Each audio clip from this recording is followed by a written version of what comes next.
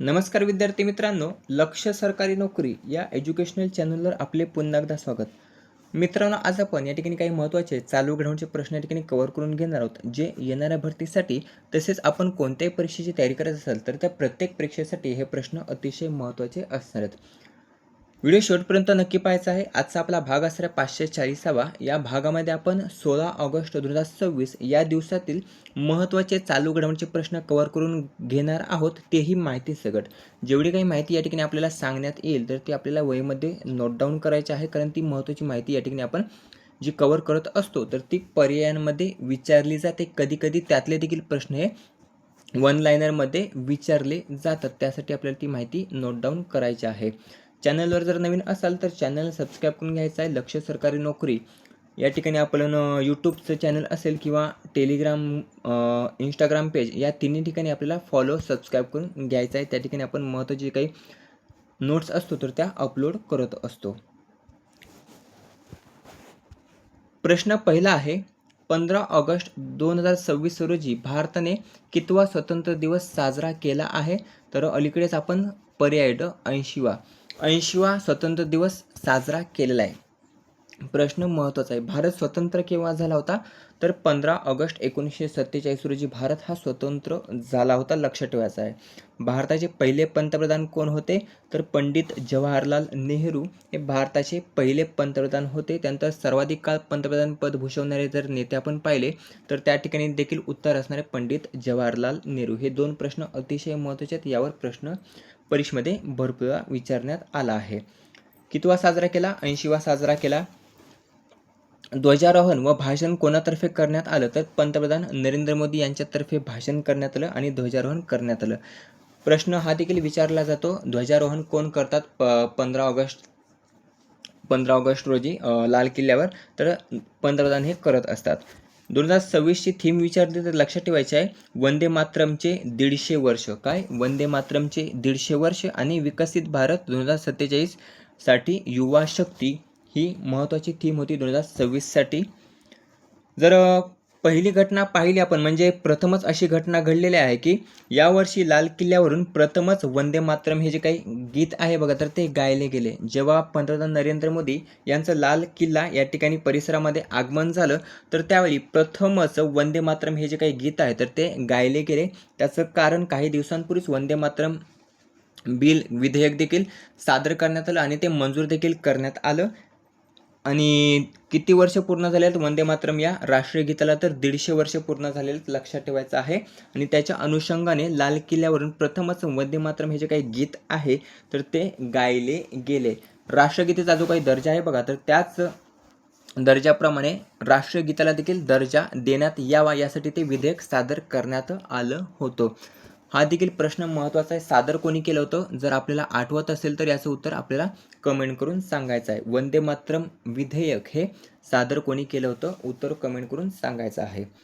पहिली घटना लक्षात ठेवायची आहे, कोणते गीत गायले गेले असा प्रश्न विचारला तर वंदे मातरम हे गीत गायले गेले, लक्षात ठेवायचं आहे. वंदे मातरमची रचना कोणी केली होती? तर बंकिमचंद्र चॅटर्जी यांनी केली होती 1875 साली. राष्ट्रीय गीत म्हणून याचा स्वीकार केव्हा करण्यात आला? तर 1950 साली. आता स्वीकार कोणी केला होता? तर संविधान सभेने याचा स्वीकार केला होता 1950 रोजी, लक्षात ठेवायचा आहे. हा देखील प्रश्न महत्त्वाचा आहे. हा प्रश्न येणाऱ्या भरतीमध्ये विचारला जाऊ शकतो. राष्ट्रगीत आणि राष्ट्रीय गीत दोघांचा फरक वेगवेगळा आहे, लक्षात ठेवायचं. दोन्ही प्रश्न वेगवेगळे आहेत. राष्ट्रगीत हे जनगणमन आहे आणि ते गीत कोणी लिहिले आहे? तर रवींद्रनाथ टागोर यांनी लिहिलेले आहे. आणि भारताचे राष्ट्रीय गीत कोणते आहे? तर भारताचे राष्ट्रीय गीत हे वंदे मातरम आहे, जे बंकिमचंद्र चॅटर्जी यांनी लिहिलेले आहे. ध्वजारोहणचा विक्रम विचारला जाऊ शकतो. तर ध्वजारोहणचा विक्रम जर आपण पाहिला तर 2026 मध्ये नरेंद्र मोदी यांनी सलग 13व्यांदा लाल किल्ल्यावरून ध्वजारोहण केलेले आहे. सर्वाधिक वेळा जर आपण पाहिलं तर पंडित जवाहरलाल नेहरू यांनी सर्वाधिक 17 वेळा ध्वजारोहण केलेले आहे, हे देखील लक्षात ठेवायचं आहे. त्यानंतर इंदिरा गांधींचा क्रमांक येतो 16 वेळा आणि तिसऱ्या क्रमांकावर येतात नरेंद्र मोदी 13 वेळा. नरेंद्र मोदी यांनी कितव्यांदा ध्वजारोहण केलेले आहे? तर 13व्यांदा ध्वजारोहण केलेले आहे. हे जे काही महत्त्वाचे पॉईंट्स या ठिकाणी आपण कव्हर केले तर ते परीक्षेच्या अनुषंगाने महत्त्वाचे असणार आहेत. त्यानंतरचा पुढचा प्रश्न आहे, आझाद हिंद पार्टी या नवीन राजकीय पक्षाची घोषणा ही कोणी केलेली आहे? याचं उत्तर जर आपण पाहिलं तर पर्याय क चंद्रकुमार बोस. चंद्रकुमार बोस यांनी अलीकडेच आझाद हिंद पार्टी या नवीन राजकीय पक्षाची घोषणा केलेली आहे. जे काही अभिजित दिपके CJP जो काही पक्ष किंवा आपण एक संस्था म्हणू शकतो वगैरे, तर त्याला प्रेरित होऊन जे काही जंतर मंतर या ठिकाणी जे काही आंदोलन वगैरे केले बघा, तर त्याला प्रेरित होऊन चंद्रकुमार बोस यांनी आझाद हिंद पार्टी या नवीन राजकीय पक्षाची स्थापना ही केलेली आहे. अभिजित दिपके कशाचे संस्थापक आहेत? CJP कॉकरोच जनता पार्टी. हा देखील प्रश्न महत्त्वाचा आहे आणि हा देखील प्रश्न महत्त्वाचा आहे कारण हे जे काही चंद्रकुमार बोस आहेत बघा, चंद्रकुमार बोस, तर ते नातू आहेत कोणाचे? सुभाषचंद्र बोस यांचे. लक्षात ठेवायचे आहे, सुभाषचंद्र बोस यांचे नातू आहेत चंद्रकुमार बोस आणि यांनी अलीकडेच आझाद हिंद पार्टी या पक्षाची स्थापना केलेली आहे. यांचा राजकारणाचा जर प्रवास आपण पाहिला तर सुरुवात त्यांनी BJP या पक्षामध्ये केली होती. त्यानंतर त्या ठिकाणी त्यांनी राजीनामा दिला आणि प्रवेश केला तृणमूल काँग्रेसमध्ये. कोणामध्ये? तृणमूल काँग्रेसमध्ये त्यांनी प्रवेश केला. त्या ठिकाणी देखील राजीनामा देत आता त्यांनी एक स्वतंत्र नवीन पक्षाची स्थापना केलेली. त्या पक्षाचं नाव आहे आझाद हिंद पार्टी. कोण आहेत हे चंद्रकुमार बोस? तर ते आहेत सुभाषचंद्र बोस यांचे नातू. लक्षात ठेवायचे. प्रेरणा जर आपण पाहिली तर अभिजित दिपके यांच्याकडून त्यांनी घेतलेले, म्हणजेच त्यांना प्रेरित होऊन या नवीन पक्षाची स्थापना ही करण्यात आली असं सांगण्यात येत आहे विविध माध्यमांतून. प्रश्न क्रमांक 3, राज्यातील पहिले आदर्श दुय्यम निबंधक कार्यालय कोठे स्थापन करण्यात आले आहे? प्रश्न हा देखील महत्त्वाचा आहे. याचं उत्तर आहे पर्याय अ कोथरूड, पुणे. पुण्यातील कोथरूड या ठिकाणी राज्यातील पहिले आदर्श दुय्यम निबंधक कार्यालय जर आपण पाहिलं तर ते या ठिकाणी स्थापन करण्यात आलेलं आहे. आता याचं उद्घाटन कोणाच्या हस्ते पार पडलं? तर राज्यातील पहिल्या आदर्श दुय्यम निबंधक कार्यालयाचं उद्घाटन जर आपण पाहिलं तर ते चंद्रशेखर बावनकुळे यांच्या हस्ते पार पडलं आहे. आता चंद्रशेखर बावनकुळे हे महाराष्ट्राचे कोणते मंत्री आहेत? तर ते महसूल मंत्री आहेत. हे लक्षात ठेवायचं आहे. कोण आहेत? महाराष्ट्राचे महसूल मंत्री आहेत चंद्रशेखर बावनकुळे, ज्यांच्या हस्ते या आदर्श दुय्यम निबंधक कार्यालयाचं उद्घाटन हे पार पडलेलं आहे कोथरूड, पुणे या ठिकाणी. प्रश्न क्रमांक 4, 80व्या स्वातंत्र्य दिनाच्या पूर्वसंध्येला राष्ट्रपती द्रौपदी मुर्मू यांनी किती शौर्य पुरस्काराची घोषणा केली आहे? प्रश्न हा देखील महत्त्वाचा आहे, स्टार मार्कून ठेवायचा आहे.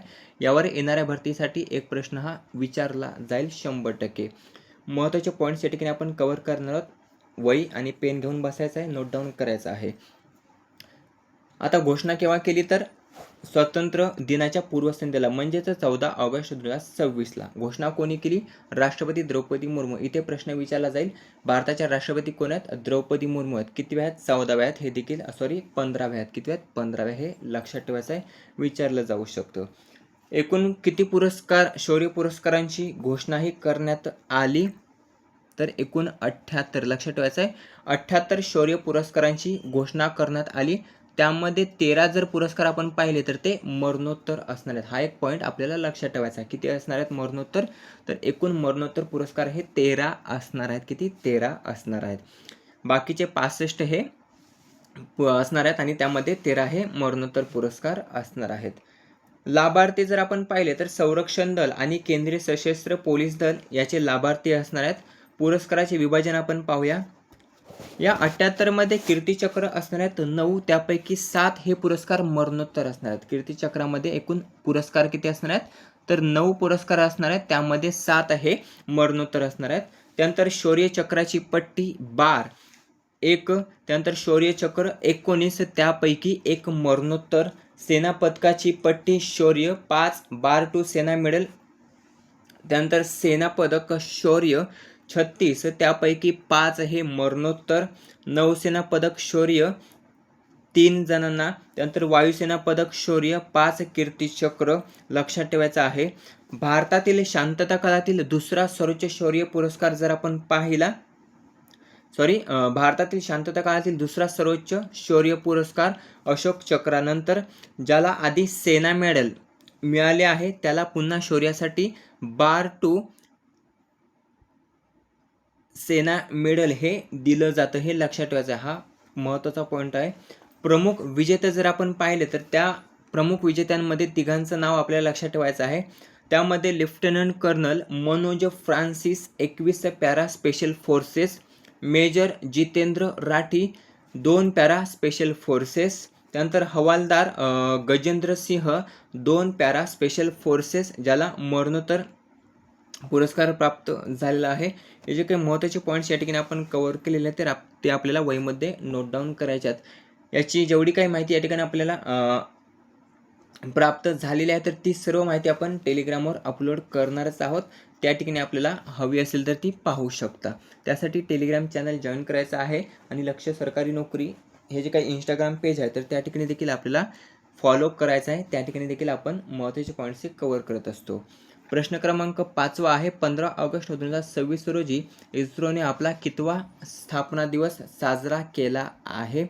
तर इस्रोने स्थापना दिवस जर आपण पाहिला तर तो 57वा स्थापना दिवस साजरा केलेला आहे. कितवा? 57वा स्थापना दिवस. इस्रोची स्थापना वगैरे विचारले जाते, सध्या अध्यक्ष कोण आहेत ते देखील विचारले जातात. तर ते सर्व जे काही पॉईंट्स आहेत ते या ठिकाणी आपण कव्हर करणार आहोत. इस्रोची स्थापना केव्हा झाली होती? 15 ऑगस्ट 1969 रोजी. केव्हा? 15 ऑगस्ट 1969 रोजी स्थापना झाली होती. संस्थापक कोण होते? डॉक्टर विक्रम साराभाई हे इस्रोचे संस्थापक होते. यावर्षी आपण 57वा स्थापना दिवस साजरा केलेला आहे 15 ऑगस्ट 2026 रोजी. इस्रोचं मुख्यालय जर आपण पाहिलं तर बंगळुरू, कर्नाटक या ठिकाणी इस्रोचं मुख्यालय आहे.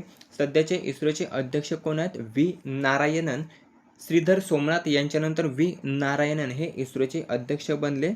इस्रोचे मुख्य प्रक्षेपण केंद्र आपण पाहिलं तर श्रीहरिकोटा या ठिकाणी आहे, जे आंध्र प्रदेश या ठिकाणी स्थित आहे. श्रीहरिकोटा, आंध्र प्रदेश. सतीश धवन अंतराळ केंद्र हे लक्षात ठेवायचं आहे. हा देखील प्रश्न भरपूर वेळा परीक्षेमध्ये विचारण्यात आलेला आहे. सतीश धवन अंतराळ प्रक्षेपण केंद्र. इस्रोची पूर्वीची संस्था जर आपण पाहिली तर इन्कोस्पार होती. इन्कोस्पार 1962. 15 ऑगस्ट 1969 रोजी इन्कोस्पारची जागा इस्रोने घेतली. कोणी घेतली? तर इस्रोने घेतली. कशाची? इन्कोस्पारची जागा. इन्कोस्पार हे इस्रोच्या पूर्वीची संस्था होती, ज्याची स्थापना ही 1962 साली करण्यात आली होती. प्रश्न क्रमांक 6 आहे, भारताने 2047 पर्यंत किती गिगावॅट अणुऊर्जा क्षमतेचे लक्ष्य ठेवले आहे? तर भारताने 2047 पर्यंत 100 गिगावॅट अणुऊर्जा क्षमतेचे लक्ष्य ठेवलेले आहे. प्रश्न हा देखील महत्त्वाचा आहे. 2047 पर्यंत 100 गिगावॅट अणुऊर्जा क्षमता ही जी काही लक्ष्य आहे बघा, तर ते आपल्या भारताने ठेवलेले आहे. अणुऊर्जा अभियानांतर्गत द्विस्तरीय विस्तार हा करण्यात येणार आहे. खाजगी क्षेत्राची सुरुवात जर आपण पाहिली तर अदानी पॉवरने 2 मे 2026 रोजी 2 उपकंपन्या स्थापन केल्या, ज्यामध्ये रावत भाटा राज अणुऊर्जा लिमिटेड जे राजस्थान या ठिकाणी स्थापन करण्यात आलं, आणि दुसरं आहे कोस्टल महाअणुऊर्जा लिमिटेड जे महाराष्ट्र या ठिकाणी स्थापन करण्यात आलं. हे देखील लक्षात ठेवायचं आहे. कोस्टल महाअणुऊर्जा लिमिटेड हा प्रश्न विचारला जाऊ शकतो. हे जर आपण पाहिलं तर ते महाराष्ट्र या ठिकाणी याची सुरुवातही झालेली आहे. स्वदेशी 700 मेगावॅट अणुभट्ट्या प्लस 2033 पर्यंत 5 छोटी मॉड्यूलर अणुभट्ट्याचं लक्ष्य हे आपल्या भारताने ठेवलेले आहे. हा देखील पॉईंट जो आहे तर तो आपल्याला लक्षात ठेवायचा आहे. प्रश्न क्रमांक 7 आहे, स्वातंत्र्यदिनी लाल किल्ल्यावरून सलग 13 वेळा देशाला संबोधित करणारे नरेंद्र मोदी कितवे पंतप्रधान ठरलेले आहेत? याचं उत्तर जर आपण पाहिलं तर याचं उत्तर असणार आहे पर्याय ब, दुसरे. नरेंद्र मोदी हे दुसरेच पंतप्रधान ठरलेले आहेत. कशाबद्दल? तर स्वातंत्र्यदिनी लाल किल्ल्यावरून. कुठून? लाल किल्ल्यावरून सलग 13 वेळा देशाला संबोधित करणारे नरेंद्र मोदी हे केवळ दुसरेच पंतप्रधान ठरलेले आहेत. पुढील प्रश्न आहे 8वा, ब्रिटनच्या पंतप्रधानांचे सल्लागार म्हणून कोणाची नियुक्ती करण्यात आली? तर याचं उत्तर आपण पाहिलं तर पर्याय अ, गौतम रंगराजन. गौतम रंगराजन हे आपल्या भारतीय वंशाचे आहेत आणि यांची नियुक्ती जर आपण पाहिली तर ब्रिटनच्या ब्रिटनचे जे काही पंतप्रधान आहेत तर त्यांचे सल्लागार म्हणून त्यांची नियुक्ती करण्यात आलेली आहे. ब्रिटनचे पंतप्रधान लक्षात ठेवायचं आहे कोण होते? उत्तर आपल्याला कमेंट करून सांगायचं आहे. या अगोदर आपण हा प्रश्न कव्हर केलेलाच आहे. ज्यांना माहिती असेल तर त्यांनी आपल्याला कमेंट करून सांगायचं आहे.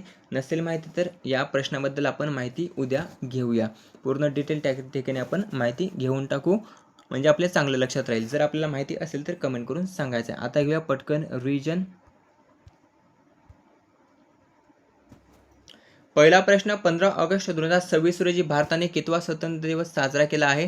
80वा स्वतंत्र दिवस भारताने साजरा केला आहे. आझाद हिंद पार्टी या नवीन राजकीय पक्षाची घोषणा कोणी केली आहे? तर चंद्रकुमार बोस यांनी केलेले लक्षात ठेवायचं आहे. राज्यातील पहिले आदर्श दुय्यम निबंधक कार्यालय कोठे स्थापन करण्यात आलं? तर राज्यातील पहिलं आदर्श दुय्यम निबंधक कार्यालय जर आपण पाहिलं तर कोथरूड पुणे या ठिकाणी स्थापन करण्यात आलं आहे. 80व्या स्वातंत्र्य दिनाच्या पूर्वसंध्येला राष्ट्रपती द्रौपदी मुर्मू यांनी किती शौर्य पुरस्कारांची घोषणा केलेली आहे? तर एकूण 78 शौर्य पुरस्कारांची घोषणाही केलेली आहे. त्यामध्ये जे काही विभाजन आहे ते देखील आपण कव्हर केलेलं आहे. प्रश्न 5वा आहे, 15 ऑगस्ट 2026 रोजी इस्रोने आपला कितवा स्थापना दिवस साजरा केला? तर 57वा स्थापना दिवस साजरा केला आहे. पुढील प्रश्न आहे, भारताने 2047 पर्यंत किती गिगावॅट अणुऊर्जा क्षमतेचे लक्ष्य ठेवले आहे?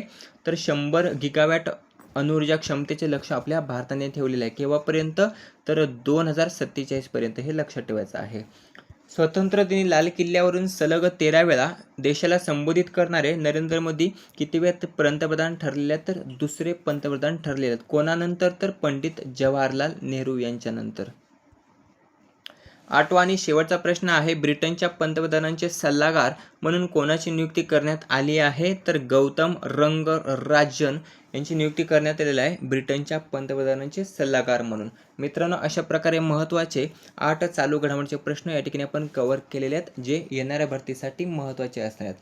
व्हिडिओ शेवटपर्यंत पाहिल्याबद्दल खूप खूप आभार.